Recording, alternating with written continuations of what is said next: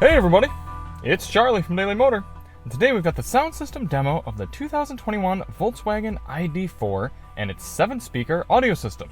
This is going to be an in-depth review. We're going to take a look at how the infotainment system works, take a look at audio inputs, speaker locations, audio controls, Apple CarPlay, and Android Auto, then get out on the road and listen to the sample tracks while we're rolling, and I'll give you my thoughts at the end. Now, if you don't care about any of that stuff at the beginning, you just want to get to demoing music, click ahead in the video. We've got chapters to get you right to the tunes. Before we get started, let's hop out, take a quick look at the car. Now, interestingly, there's some sort of weight sensor in the ID.4, so as soon as you get off the seat, even though the key is in the car, the audio turns off. So maybe there's a way to override that, but either way, the all-electric Volkswagen ID.4. This is the first edition. If you want to see more on the car, check the links in the description. Now, I always do these tests with lossless, uncompressed WAV audio files on a USB stick plugged directly into the system, and high-quality binaural microphones in both of my ears, giving you the most realistic audio system demo on YouTube. We also do the test with the sound settings set to their factory defaults. So let's take a look at those now. A totally unique infotainment system for the ID.4, and it's not quite as easy to use as just Volkswagen's standard infotainments, which are always very nice. But once you kind of get to the learning curve, it's not too bad. Here you've got bass, mid-range, and treble adjustments. I do lament not having a volume knob, but we'll get to that in a minute. Then you've got front, rear, left, right, fader, and balance adjustments, and some volume adjustments for like maximum startup volume, navigation, things like that. So let's go through bass, mid-range, and treble now.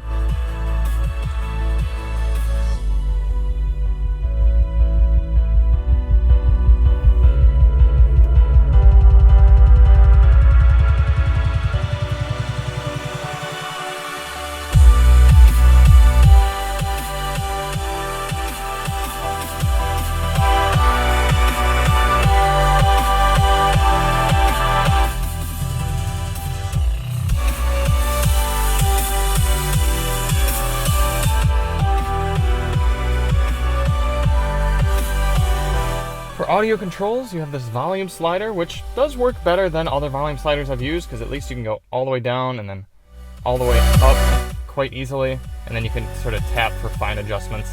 I always prefer a knob, but this isn't the worst one on the market.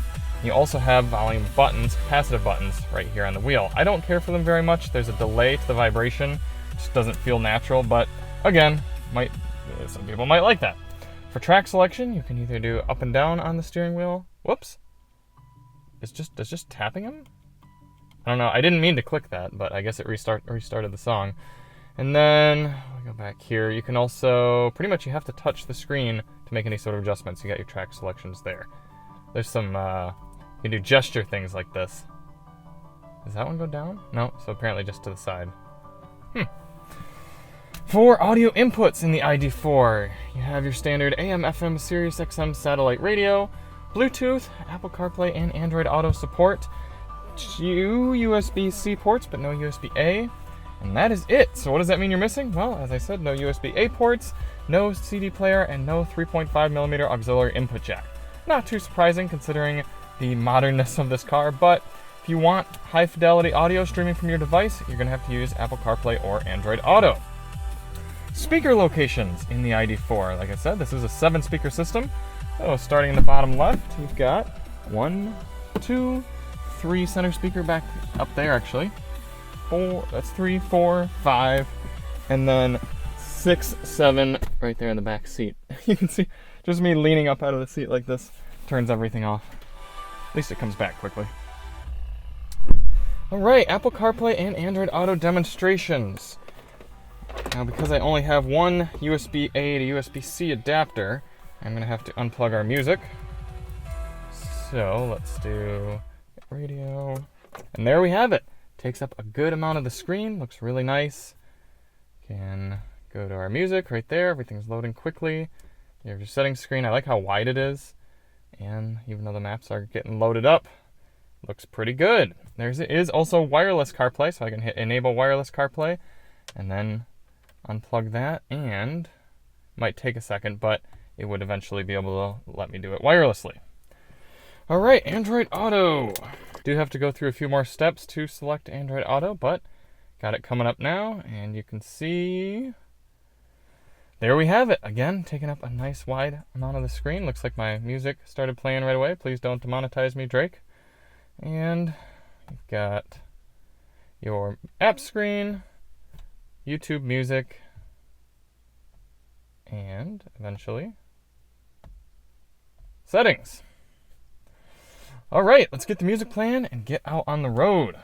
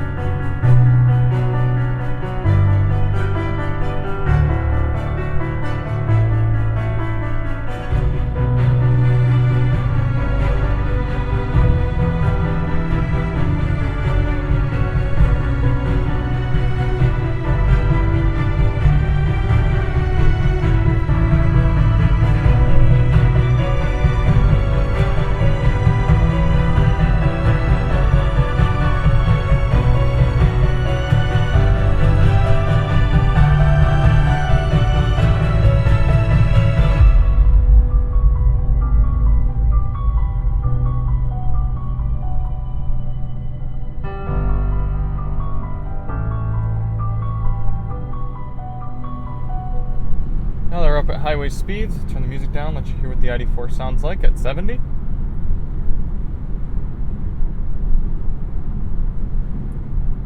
It's pretty darn quiet in here. They did a good job at dampening the sounds. Definitely quieter than our Model Y.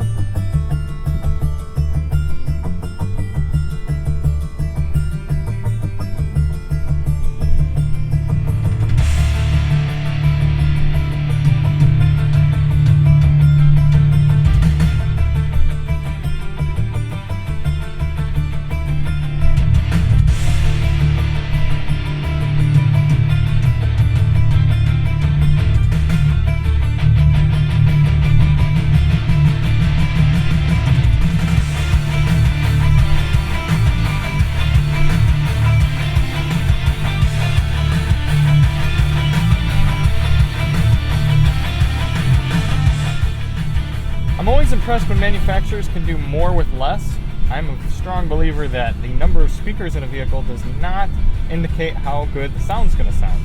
And that's the case with this. This is only a 7-speaker system, but overall, the balance is quite dead on. There's not a bunch of highs and there's not a bunch of lows, but they focused on making the mid-range balance nicely. Now that being said, you can tell this system is running out on a lot of power because there's fluctuations in the volume levels. I'm not making any sort of adjustments in the headphones. I edit these so that the auto gain is disabled, essentially. So when you're hearing these songs kind of get louder or softer in certain areas, that's the car either adjusting itself or losing power or something like that. And that's why we do every single one of these sound tests with the exact same songs. And I listen to all the same songs, and you guys listen to the same songs, so that you can hear from car to car how it differs. So I've heard these songs over hundreds of times in all sorts of vehicles, so I can really tell when they don't get played properly, and they're not really coming through properly in this car. But for this next song, we're going to turn the bass all the way up, maybe. I absolutely cannot stand when cars lock you out of systems. Alright.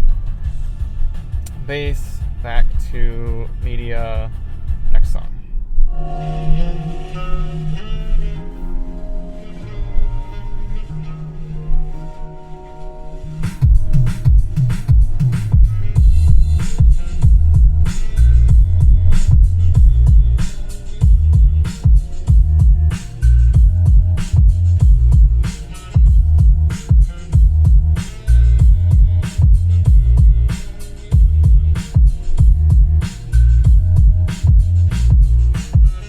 So again, given what they're working with, really not too bad. It doesn't get sloppy, it's just not that strong. So you're not getting a lot of mirror shakeage, I'm not really feeling much in my seat, but at the same time, there's not a bunch of distortion, so not bad.